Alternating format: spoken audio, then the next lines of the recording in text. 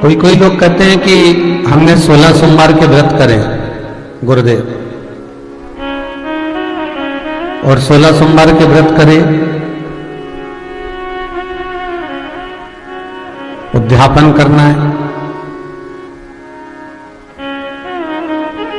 हमने कहा पहली बार कर रहे हो कि पहले भी कर चुके हो? गुरुदेव मैंने तो 16 सोमवार कई समय से करती आ रही हूं, तो अभी भी कर है महाराज। ठीक है,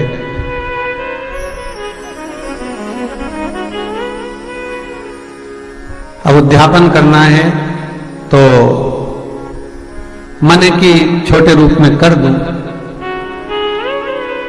एक जोड़े को जिमा दूं और देकर बस पूजन वगैरह कराकर पूर्ण कर दूं।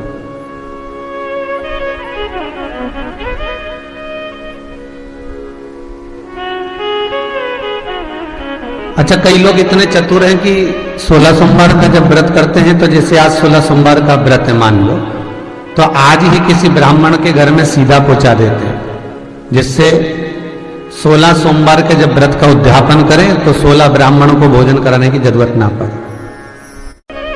व्रतों का विधान है। हम यदि भगवान का कोई व्रत कर रहे हैं, एकादशी का व्रत कर रहे हैं, द्वादशी कर रहे हैं, प्रदोष कर रहे हैं, कार्तिक पूर्णिमा का व्रत कर रहे हैं, या हम चतुर्दशी का व्रत कर रहे हैं, तीज का व्रत कर रहे हैं, छठ का व्रत कर रहे हैं, चतुर्थी का व्रत कर रहे हैं, हम जिस व्रत को कर रहे हैं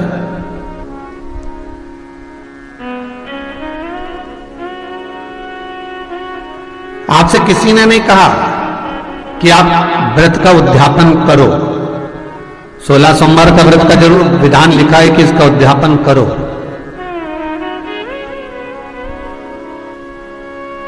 पर शास्त्र कहता है कि उद्यापन करो मना नहीं है, पर भगवान का किसी भी व्रत का, चतुर्थी हो, तीज हो, छठ हो, पंचमी हो, 14 हो, पूर्णिमा हो, जो भी आप व्रत कर रहे हो उसका यदि उद्यापन कर रहे हो तो उस उद्यापन को पूर्ण रीति से, दिल से, मन से, प्रसन्न भाव से करना,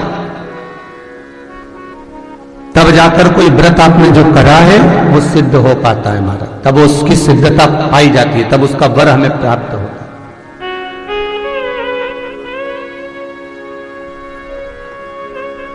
कन्या भोज कराना है, नवरात्रे हैं,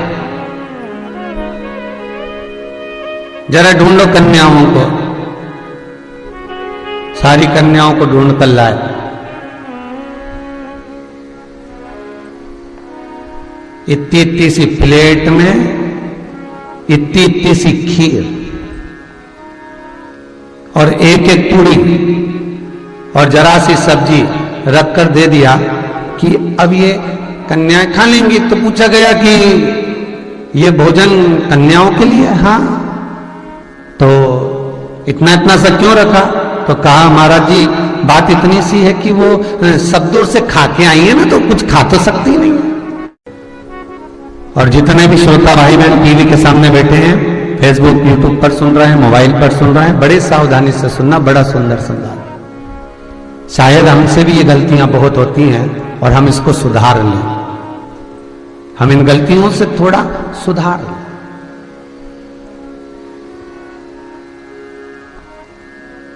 कन्याओं को भोजन कराया जा रहा है और विचार रखा जा रहा है कि ये तो सब दूर से खाकर आई हैं, तो केवल मुंह झूठा करेंगे, कोई इतना थोड़ा ना खाएंगे, और चाहिएगा तो हम डबल से दे देंगे।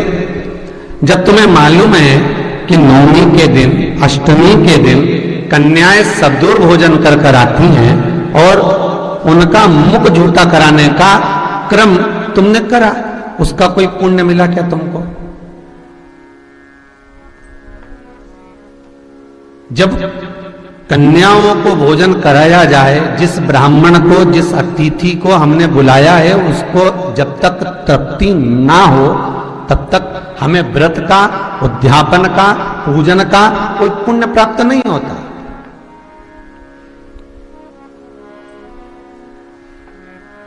उसकी तृप्ति पूर्ण होना चाहिए, और जब तृप्ति पूर्ण हो जाए, और तृप्ति जब पूर्ण होगी तब सुख का भान अपने आप हो जाएगा।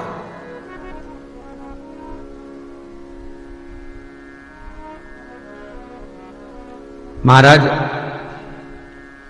अष्टमी के दिन कन्याओं का भोजन कराओ या नवमी के दिन कन्याओं का भोजन कराओ, पर देवी भागवत तो कहती है, देवी भागवत तो वर्णन करती है कि पहले नवरात्रे से लेकर